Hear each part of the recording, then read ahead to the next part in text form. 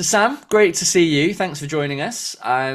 So by way of introduction, Sam, you are I'd say a revered CTO and technology leader, absolutely, and currently the VP of engineering for Dare. And Dare, a business that's definitely doing some very interesting work in the renewables and green energy space, which I'm sure we'll get onto in a while. But yeah, let's start with you. I think your journey through into tech leadership seems like you've taken, dare I say it, quite a classical route of starting as a hands-on developer, working your way through up into management. So talk us through your personal story and I guess where it all began for you in tech and how you got into to tech in the first place.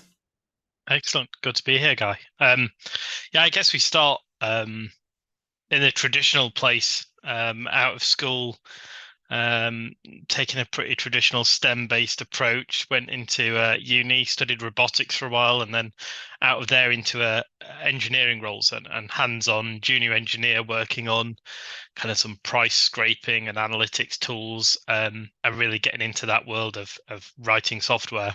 That company grew to be a bit more of an agency and a web agency, and did some marketing stuff with them and e-commerce.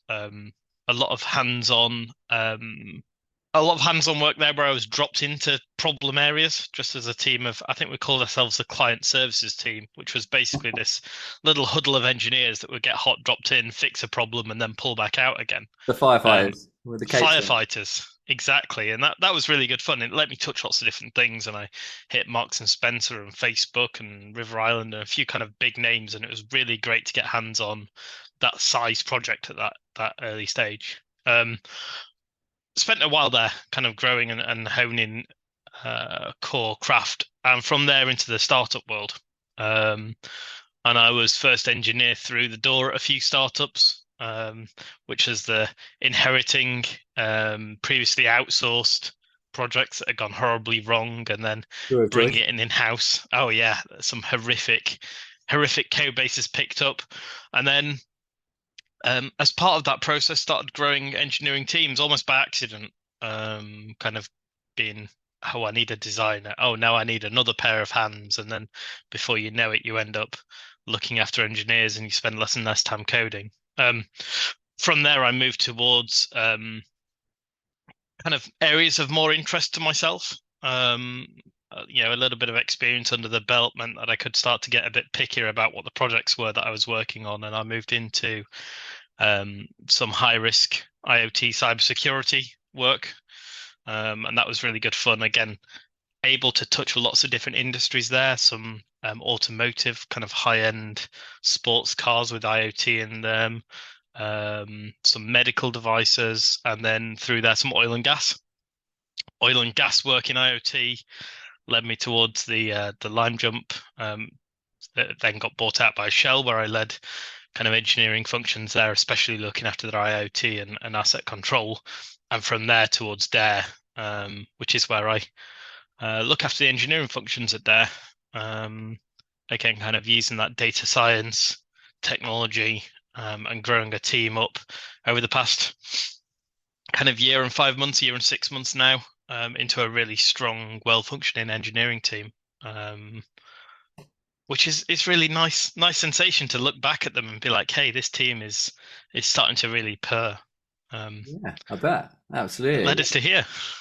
Yeah, well, I mean, very impressive stuff, and what you've achieved so far, I guess, across a breadth of different sectors and industries as well. And clearly, no accident that you've got to where you've got to as a a revered tech leader.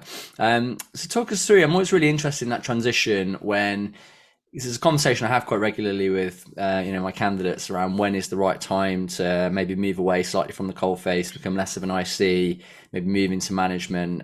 Because as I'm sure we're all aware, the best devs don't always make the best managers, right? So Mm. I think it's definitely a certain type of person that kind of lends well to technology leadership. But how did you know it was the right time for you? You kind of made out a little bit there. It was almost sort of happened by accident, but did you feel it was a conscious transition to kind of become less hands-on, move more into the pastoral kind of leadership side? How did that happen for you?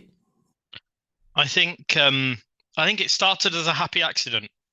is the honest answer. It started as a happy accident by taking on engineers, um, and them needing they needed that person to look after them to take them through that process. And so for the first couple, I fell into it just by being the person who was there doing it. But then I was able to look back and go, actually, I'm really I'm really enjoying this. This is not what I thought it was going to be. I'd come from that, I'm going to say, stereotypical dev background of, I like code and I don't like people. Um, but then realizing actually this is really good fun. This is nice to be able to solve these problems, and that was the problem solving that really um, pushed it over for me to realize that this was um, still problem solving, still ticking the little bits of my brain that mattered for me, that gave me enjoyment in a day job, was to say this holds value. That desire to make an impact, that desire to still make some positive impact to the product via the people, mattered. I kind of tongue-in-cheek described it as the highest level programming language possible. It's still fixing things, still solving the underlying problem, but through the medium of whiteboards and slide decks. I guess then the really tricky bit became, once I'd realized that I liked it, how do you then shift your entire, I'm going to say brand for want of a better word, to say, hey, I'm not really this person that is here just on the back of being a coder. I'm actually here as an engineering leader. And that's a really interesting, different way of promoting yourself to recruiters and then to all the candidates and as you go out. And that's the conscious decision of saying, right, this is what I want to put myself forward as. And a lot of that becomes how you approach a problem. It's a different layer of abstraction that you're approaching it in. And I've seen people go the other way as well. I think it's something that people really struggle with, is this idea that you go through your career as an engineer and you kind of start off, you're a junior and a midweight and a senior and a tech lead.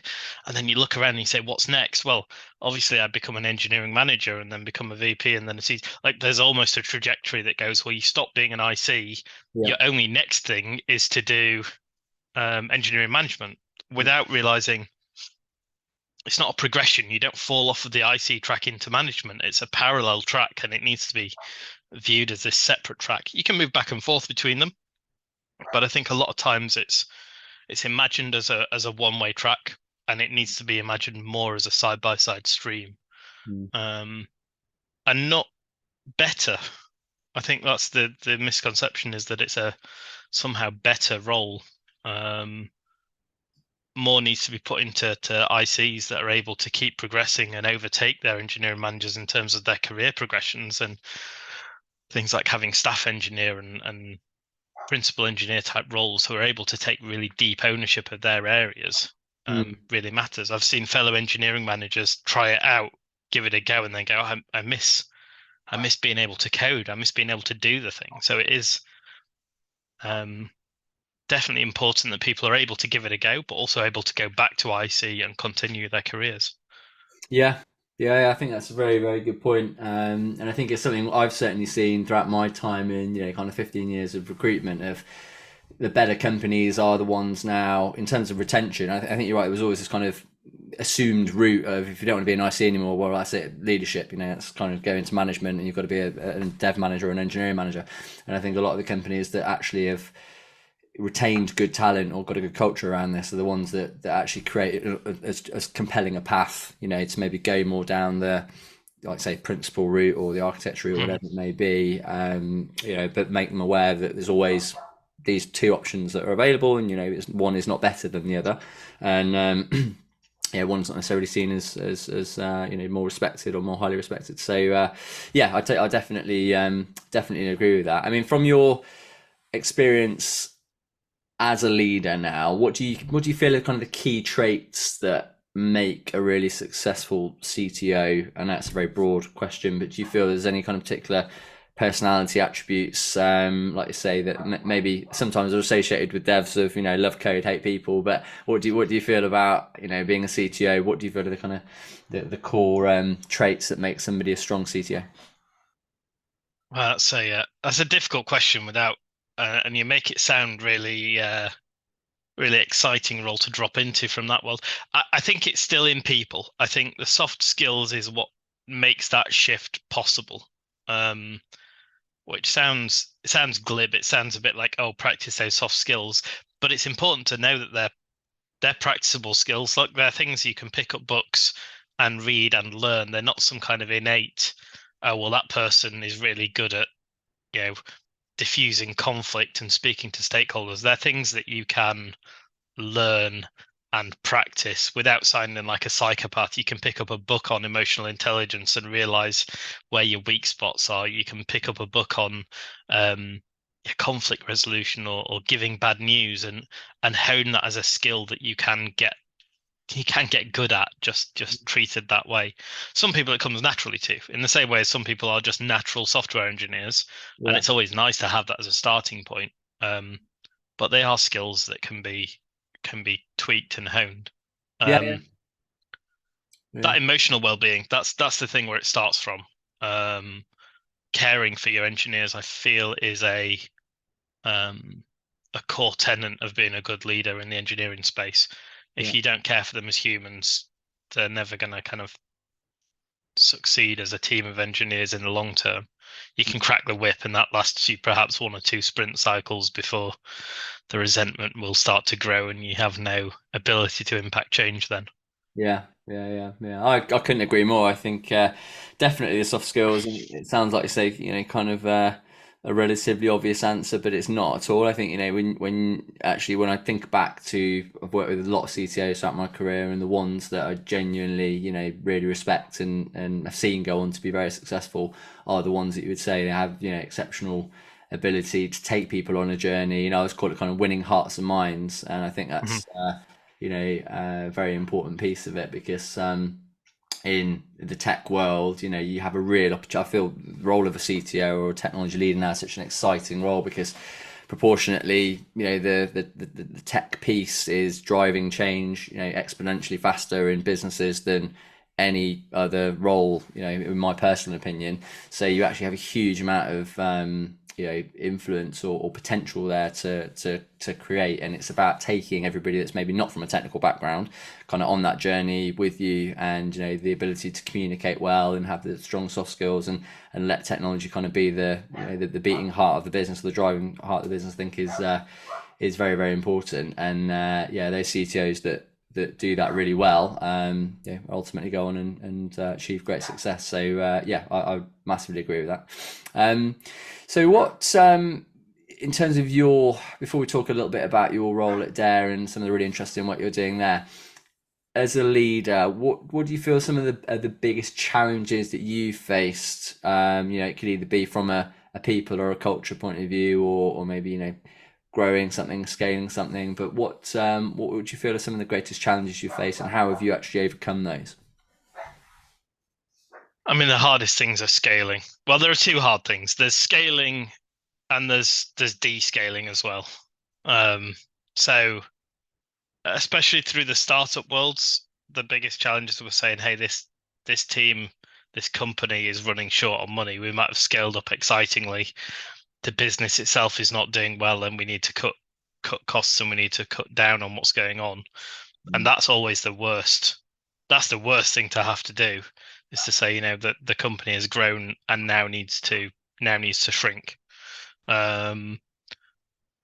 Whether that's through them picking through who are the weakest performers in your team, and sometimes that always has to happen. And that's got to be one of the hardest conversations you ever have as a leader, is to say, it's time to leave this team. We put so much effort on growing and retaining and nurturing talent, to then have to say we have to do the opposite. That's got to be the hardest thing. On the more positive, growth at scale and kind of growing teams very rapidly, maintaining whatever it is that kept that company worth going to in the first place is often the culture. There are some points where you want to hone that culture, and you hone that by bringing on the right people. You might start up you start your startup and you've got great hackers and people who are willing to cut corners and bodge things and get it out just to get it round the corner. That attitude doesn't always take you to scale. It might be great for your first, now 8 engineers. But over time, then you realize, hey, we need to build a bit more process in this. We need to build a little bit more rigor in what we do. We've got customers who now depend on our product, and it's no good just throwing something out the door. And that takes a different attitude. It's really difficult then. You can't just go out and hire someone who is just the complete polar opposite of the team culture that you have. It has to be a gradual shift of bringing in someone who's a little bit closer to that end state, bringing in someone who's perhaps has a dream of the end state, but is happy to work in the old way and be part of the transition. So you have to very gently shift culture. You can't just throw something in and expect these two complete opposite binaries to collide. That's probably the hardest thing, and that's like playing this really bizarre resource management game of if you push too hard in one area, you'll impact something else, and you have to be gentle, nurturing that team culture. Yeah, absolutely. I can also imagine it's the ability to take the other leaders of the business kind of on that journey with you as well, around the importance of actually establishing best practice and having thorough processes and principles in place. Because because to guess a lot of non-technical stakeholders and maybe non-technical leaders, all they really care about is getting something out the door, working products out the door. Actually, you've got to think about how it continues to scale and make sure it's robust processes involved within it as well. But you've obviously done this multiple times, like say in different startups now, and really interested to pick your brains on what do you think are some of the most important things to consider when you're building a tech function, a tech team, or a product from scratch? It's always the people. It's always the people. The tech stuff sorts itself out if you've got the right people in place. So as I'm hiring, I'm always looking. My leading indicator are curious people, tinkerers, people who are willing to not necessarily follow the trodden path before, have an appreciation for it. But yeah, that tinkerer mindset will always tickle me. I kind of make it a rule to have only people in teams who are engineering. So my engineering managers, for example, have all been ex-engineers. They've all worked that job.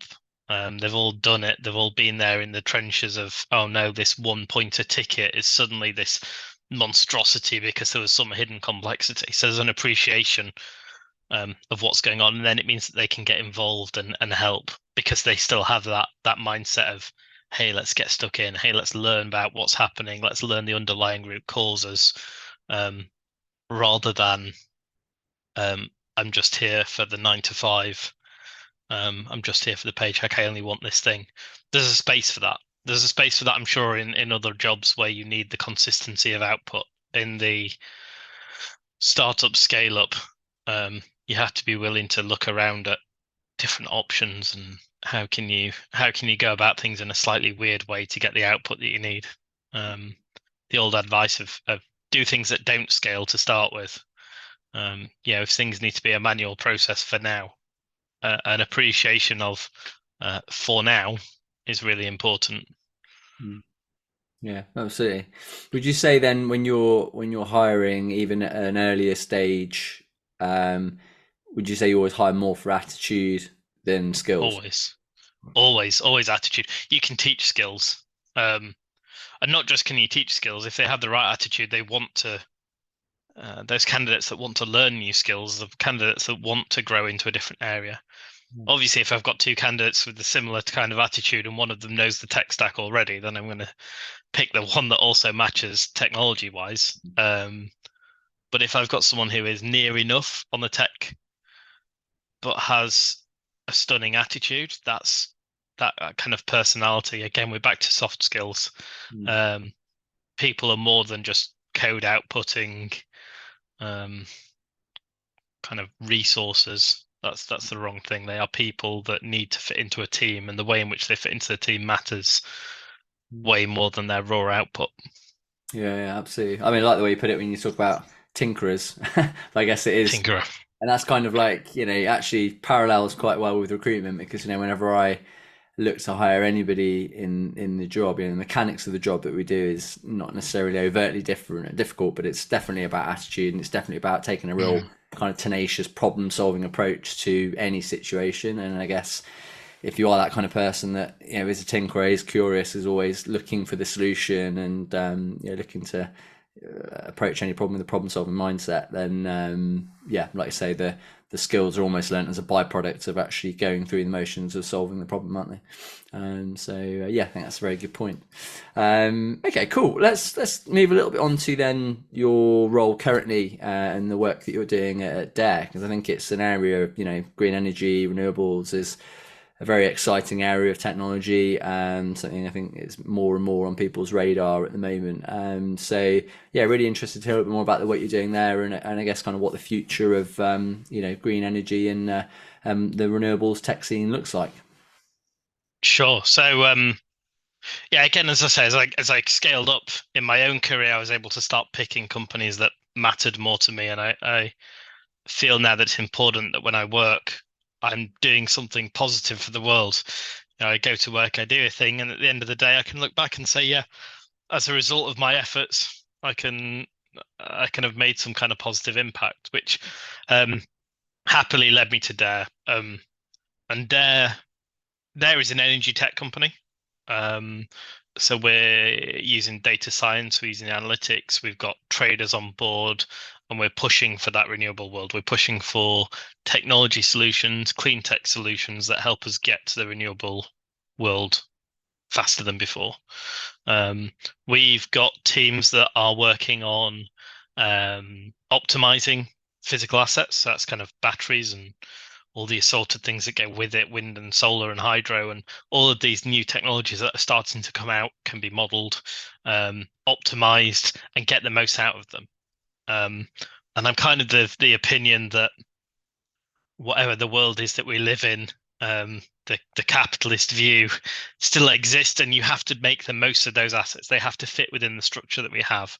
And that is, if you can optimize an asset for maximum financial return, that means you're also optimizing it for the maximum good to the grid that it operates in. So in the UK, we obviously have the national grid.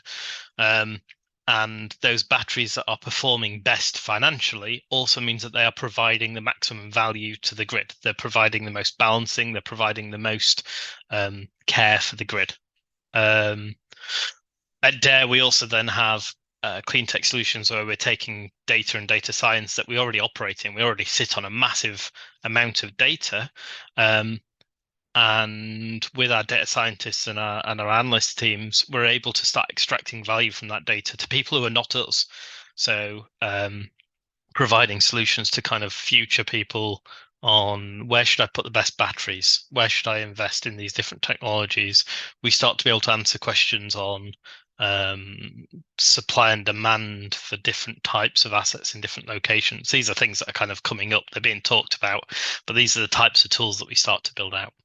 We obviously then have our trading arms. So our energy and trading arms is what generates the capital that keeps our tech team afloat.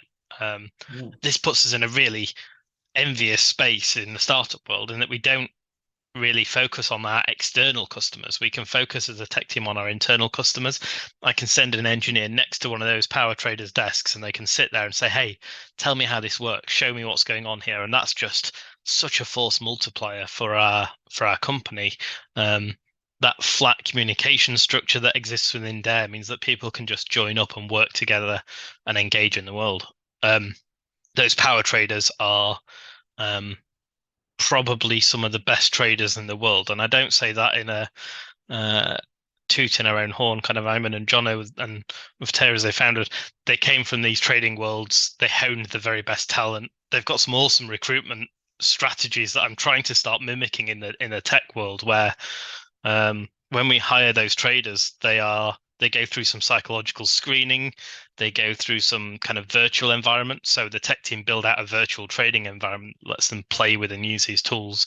And we go through this in a really blind way. So it's only probably 3 or 4 rounds in of recruiting one of these traders that anyone actually sees their CV for the first time with a name attached to it. all that bias stripped away, and you're focused on what's the output of this trader, how do they operate within these metrics-based worlds.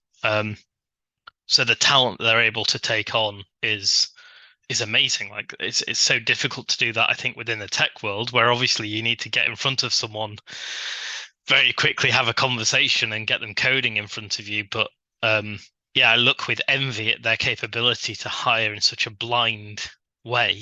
Yeah. It's so powerful, and it has resulted in this absolute powerhouse of a trading team. That Wow. trading team's powered by our software. So there's this nice ecosystem where the dev team provides software, the trading software that they use. ETRM is the risk management platforms, and together we build this software that gives them an edge in the marketplace that lets them operate, generate revenue to help push back towards our teams that are working on renewable solutions and clean tech solutions.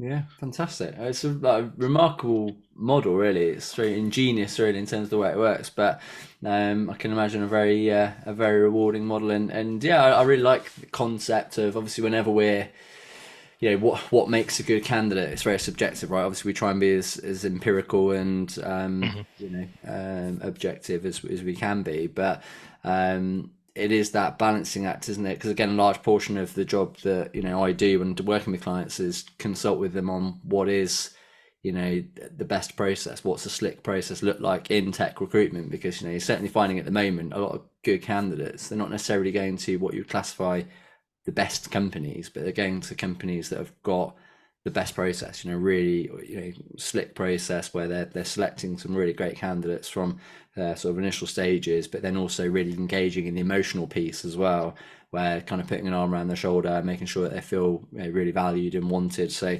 it's kind of the double whammy, but doing it in a very kind of slick and efficient manner. Interesting to understand kind of what you could maybe take from their process of that initial sort of blind testing, how you could Hmm. bring that into the tech world. I guess the difficulty within technology and yeah, maybe a lot of other areas as well is it's such a high demand market that to ask anybody to do an exercise where they haven't necessarily had that emotional engagement piece yet and actually Yeah.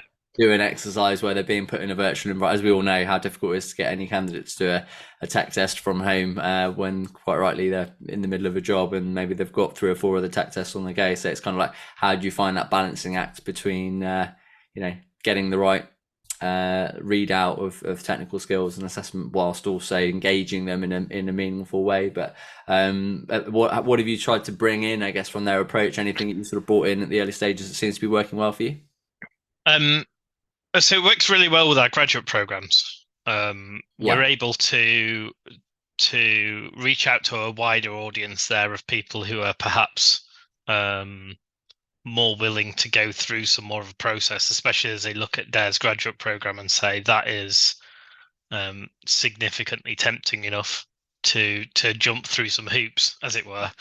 Um, so that ability to blind screen through kind of automated testing is still powerful when you're dealing with such a wide variety of candidates very quickly. So we had kind of 500-600 applicants through our first set of graduate training for the tech roles, and met with that volume of candidates for what are effectively 5 to 10 end roles means that you're suddenly met with how do we hone these down rapidly, and the answer is to get them in front of laptops and solving some problems and talking to us in a way that lets us go through candidates quickly, assess them, grade them as much as possible blindly. So we can kind of say, right, this candidate 73's code scores this, and then we can match them back up with those candidates at the end. So that works really well for graduate schemes. Obviously, again, you can't hire for personality within a team without getting to know someone. So um, you're at this weird impasse of you want to treat the candidates as blindly as possible on those first screenings, while at the same time getting to know the candidate at a personal level as quickly as possible. Mm. Um, this helps us. So we've got obviously our recruitment team help us do initial CV screens away from engineering managers, and then we pass candidates through like a 15-20 minute engineering manager interview to give a first pass. Do you pass the sniff test? Are you a human who can hold a conversation, um, ask questions, be curious? And that helps us screen very quickly for, are you going to go anywhere within this interviewing process? Yeah. Um, so yeah, a lot of it is that screening of say no as quickly as possible. Don't waste the candidate's time. So don't go into, hey, let's do a load of coding where you're effectively asking for free work. I mean, Mm. this is your day job, and I'm asking you to give an hour of your time for free to solve a problem that we both know is never going to hit production, and we're going to throw it away 2 hours after we've assessed it. So it's a rough thing to say, hey, you're a recruiter, do you want to do an hour's worth of recruitment time for me for free, and then we'll decide whether you want the job or not? Mm. It'd be bizarre in any other role, but Yeah. it is the best way at the moment to assess candidates. Mm. So yeah, being able to say no quickly by passing some of those screening stages is helpful for both sides of it. Save their time, save our time. Everyone comes out of that better. Mm, absolutely, yeah. And I guess, it would be interesting to see your take on it as well. But they're obviously a great company doing some really innovative and I say impactful work. I guess proportionately, you probably get quite a lot of applicants. Maybe when you do direct advertising, especially at the kind of grad level, maybe at the more senior level, like the rest of the market, it's not always straightforward. But you probably do get a lot of people that are interested in working with you. So it's an even greater challenge, isn't it, to kind of strip the people that are and aren't what you're looking for early on. But I do really buy into what you were saying about the what drew you to Dare is kind of making the difference, and it's something that I as a when I started True North, as cheesy as it sounds, the most important thing for us was actually we partnered with companies that we feel like they were making a difference, actually some kind of social and positive impact in what they're doing. And something I'm noticing more and more, and I think it's probably since the pandemic, actually, in all honesty, is I think those last couple of years has really made people kind of reevaluate in life what's most important to them. And we're seeing now more and more people kind of coming to us saying, the most important thing to me about my next job is that I can go home in the evening and feel like I've made a difference. I've done something. It's a great thing about data science, right? There's so many problems you can solve with data science that if you're a good data scientist, you've almost got the luxury of being able to choose what problems you want to apply your skills and experience to solve. And we're kind of seeing that probably more and more now, more important to a lot of people on their list of criteria above money, above salary. And often they say, actually, I'll probably move for the same salary. I might even take slightly less, to move from this world where I'm just not emotionally engaged in the problems we're solving at all to something where, I really feel like the things we're doing are making a difference. So I totally resonate with that, and I think it's something not to be underestimated in an ability to attract good people. Great talent moving forward. Cool. Okay. And I guess the kind of the future of green energy and renewables now.